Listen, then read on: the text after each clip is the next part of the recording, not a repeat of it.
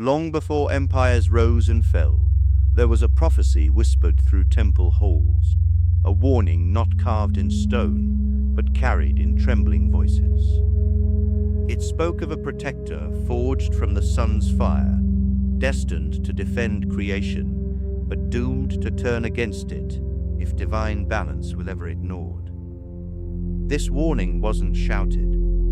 It was deliberately buried beneath rituals, hymns, and feasts. An uncomfortable truth the gods chose to forget. Humanity, basking in the illusion of eternal protection, built monuments to their own greatness. But every forgotten warning has a way of returning, louder, sharper, and drenched in consequence. From the fiery eye of Ra, a spark descended, a lioness goddess born not from love, but from righteous fury. Sekhmet emerged as the living embodiment of divine justice, her breath a scorching wind, her roar enough to shake armies. She was the avenger, the sun's weapon against deceit and rebellion. Her arrival wasn't gentle, it was a celestial decree. Her eyes held both salvation and destruction, her claws the final verdict. Temples were erected overnight. Priests sang to her with reverence and fear, for they knew she was not a gentle goddess. She was divine vengeance given form. At first, her mission was pure: punish the wicked, restore balance. She descended upon mortals with the precision of divine law. But justice, once unleashed without restraint, has a way of devouring its own purpose. With each battle, her bloodlust deepened. What began as targeted retribution spread like wildfire. Her eyes burned with an endless hunger, and the gods who created her began to whisper, "Have we unleashed something we cannot control?" Justice had cracked, and through that crack, fury poured in. The people who once prayed to her now fled from her. Villages were emptied overnight, blood stained the sand, and the Nile itself seemed to slow in dread. Sekhmet no longer walked the earth as a guardian, she hunted it as a predator. Her laughter was not divine, it was primal. The gods watched in silence, unwilling to admit their mistake. Even Ra, her father, hesitated. For when a protector turns predator, the line between savior and destroyer dissolves completely. And so the world trembled under the shadow of the lioness, once beloved, now feared as the end itself. What truly changed was not her strength, but what had awakened within her, the shadow. It was not a demon, nor an outside force. It was the suppressed rage of divine power, finally free of divine restraint. This shadow fed on blood, fear, and the collective guilt of both mortals and gods. Sekhmet became more than a goddess. She became a storm with no center, a wrath with no anchor. Her shadow self was not evil, it was honest. It revealed what lay beneath divine masks: unchecked power, hunger, and rage. And once unleashed, it could not be neatly contained again. As the ground soaked with blood, humanity's songs turned to wails. The temples that once echoed with chants now echoed with silence. Mortals begged the gods to save them, but the gods themselves watched with regret. Their perfect creation had mirrored their flaws. Sekhmet was their rage incarnate, and now that rage had turned upon their creation. Fear swept through the heavens. The gods, once proud architects, now scrambled like guilty conspirators. They realized too late, it is easier to summon divine wrath than to silence it. Sekhmet's rampage became a mirror, reflecting the gods' own carelessness and concealed fury. When divine weapons fail, deception becomes the last refuge. Ra, desperate to end the carnage, ordered vats of beer dyed blood red to be poured across the fields. Sekhmet, driven by her insatiable hunger, drank deeply, believing it to be the blood she craved. But with every gulp, her fury dulled, her steps faltered.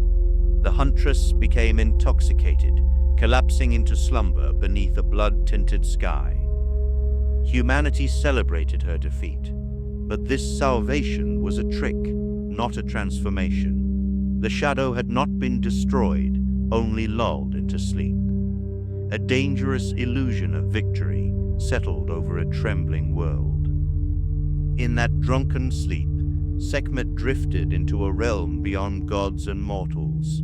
There, she came face to face with something she had never truly seen, herself. Not the worshipped image on temple walls, but the raw, unfiltered reflection, blood-stained, furious, magnificent. Her shadow self stood before her like a twin, neither enemy nor ally. It whispered truths she had ignored. You are not their weapon. You are their consequence. For the first time, the lioness hesitated. In that reflection, power met self-awareness. The predator looked into her own eyes and saw not evil, but the truth of divine rage.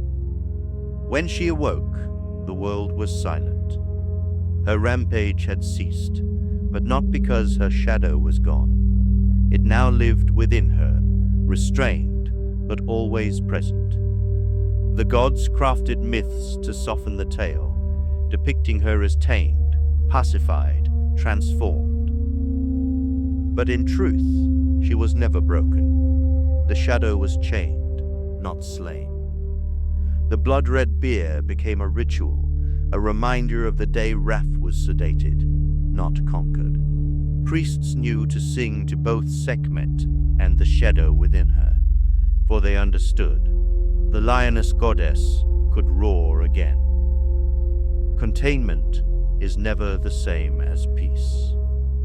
Centuries passed, empires crumbled, and myths faded into the pages of history. But Sekhmet's shadow did not vanish. It lingered in the collective memory of humanity, in wars waged, in vengeance sought, in every time justice twisted into fury. Her story became a warning, carried in whispers through time, that divine wrath, once tasted, never fully sleeps. Sometimes it stirs in deserts, sometimes in the hearts of nations.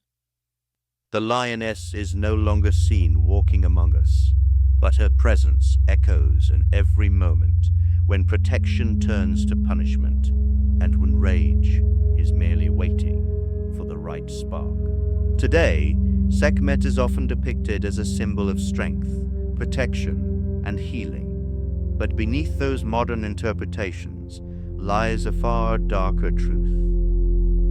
She represents the duality within power itself, the capacity to heal and to destroy, to guard and to devour. In art, psychology, and spiritual practices, her shadow is reinterpreted as the inner rage humanity must confront. She has become a mirror for our collective aggression, how justice movements can turn violent, how protectors can become oppressors. The modern world wears a mask of civility, but the lioness waits beneath it, watching, roaring in the silence of our contradictions. Sekhmet's myth is not just a story of gods and mortals, it is a reflection of us. Her shadow lives within every human heart, that volatile spark between justice and vengeance, between control and chaos. We build societies, laws, and religions to contain it. But history has shown that under the right pressure, the shadow emerges again, relentless, and raw. The final revelation is not that Sekhmet was tamed, but that her rage became ours. She is the lioness sleeping in our collective soul. And when forgotten warnings are ignored once more, her roar will not come from the heavens, it will rise from within us.